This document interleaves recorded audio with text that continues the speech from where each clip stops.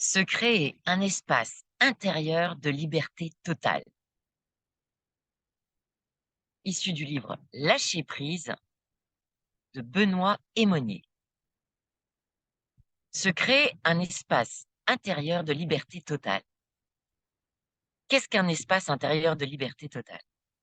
C'est être capable, soi, avec soi-même, de tout s'autoriser, de n'avoir aucun interdit, de pouvoir tout se dire, de pouvoir tout sentir, de pouvoir tout voir. C'est dépasser les peurs et la gêne provoquée par ce que l'on ressent pour accepter de voir ce qu'il y a derrière. Exemple 1. Albert est issu d'une famille très conservatrice. Médecin brillant, à 35 ans, une pression sociale et familiale pèse sur lui. Il est temps de se marier et d'avoir des enfants. Il s'en est détaché en allant poursuivre sa carrière professionnelle à l'étranger. Mais une pression continue de se faire sentir au point de voir sa carrière bloquée. Sans raison apparente, Albert perd toute motivation et ambition de vie, jusqu'à ce qu'il accède à cet espace intérieur de liberté dans lequel il finit par se reconnaître comme étant, et ce depuis toujours, attiré par les hommes. Il aura fallu une énorme pression, au point d'envisager le suicide pour accéder à cette autorisation.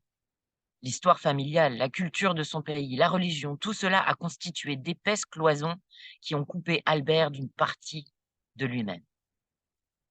Exemple 2. Marie a brillamment réussi sa carrière professionnelle et assume en grande partie la charge matérielle et financière du foyer. Femme d'affaires autonome et indépendante, Marie est tout aussi très sensible vis-à-vis de tout ce qui touche à la sphère affective et familiale. En particulier, elle a beaucoup de mal à accueillir les remarques de son mari sur la façon dont elle gère ses affaires. Même si ces remarques ont du bon sens, elle les prend comme des critiques qui sont d'autant plus irritantes qu'elle considère que son mari n'a aucune légitimité pour donner un avis là où il a lui-même échoué. Elle prend sur elle pour ne pas créer de conflit, jusqu'à ce que cela devienne insupportable et qu'elle explose. Marie n'arrive pas à dire à son mari ce qu'elle ne s'autorise pas à reconnaître pour elle-même. Le mépris qu'elle commence à ressentir pour lui, le mépris qui commence à prendre le dessus sur l'amour, le mépris qui grandit au fur et à mesure qu'elle continue à encaisser les coups, avec un mélange de «je ne veux pas faire souffrir mon mari, je veux sauvegarder la paix dans mon foyer et je ne supporte plus son attitude». Marie se trouve coincée dans une position très inconfortable.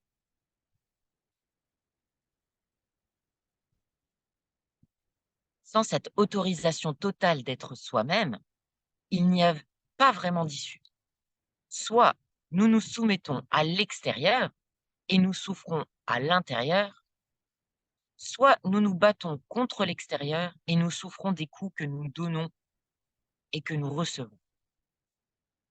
Dans les deux cas, nous souffrons et au bout du compte, personne n'est satisfait. Alors que dans l'absolu, en profondeur, tous les possibles sont là. Je dis bien tous les possibles, à tel point que la question n'est pas de choisir une porte, car il n'y a même pas de porte. Tout est ouvert. La question est de se mettre en mouvement dans une direction en lien avec son essence essentielle, qui est elle-même en lien avec l'essence essentielle des autres, en lien avec l'univers. L'espace intérieur de liberté totale, c'est pouvoir dire ce que la bienséance, la bonne éducation, la politesse, les croyances, le qu'en dira-t-on, la culture, les conséquences néfastes ou les représailles éventuelles, etc., nous empêchent de dire. C'est s'autoriser à ressentir une colère haineuse vis-à-vis de sa mère qui nous a maltraités ou de son père qui nous a abusés, même si la culture enseigne que l'on doit respecter et aimer ses parents. C'est s'autoriser à avoir peur des conséquences d'une révélation dérangeante, choquante, scandaleuse, et d'arriver à la reconnaître et se l'avouer à soi-même. C'est s'autoriser à perturber l'ordre établi et de dire ce que l'on a sur le cœur, exprimer ce qui nous dérange, y compris les choses les plus anodines qui, à l'image d'un caillou dans notre chaussure, ne nous empêchent pas de marcher, mais affectent notre confort et notre bien-être. L'alignement, c'est une aventure avec soi-même. C'est être capable de se voir tel que l'on est et de se dire en toute honnêteté et humilité nos plus authentiques et sincères vérités. Pouvoir se dire sans interdit, sans tabou, sans masque, ce que nous ressentons en nous et par conséquent, ce qui est profondément juste et aligné pour soi. Les fumigènes de la vie sont nombreux. Croyances, paradigmes, tabous, protection, anesthésie, conditionnement de jalousie, de culpabilité, de peur.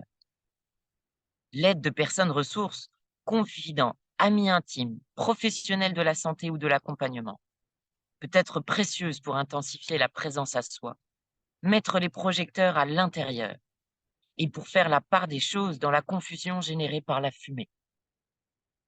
Mais au final, c'est toujours une aventure de vie personnelle et individuelle. Nos protections nous appartiennent et nous seuls pouvons les traverser.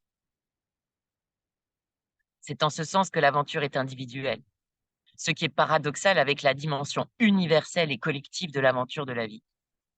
Nos protections nous coupent de nous-mêmes et des autres, ce qui nous amène à vivre isolément, ce que nous devrions naturellement vivre en unité et en lien avec les autres. Et pour pouvoir s'exprimer et se positionner avec les autres en ouverture de cœur et d'âme, il convient dans un premier temps d'être capable de le faire en toute transparence et liberté avec soi-même.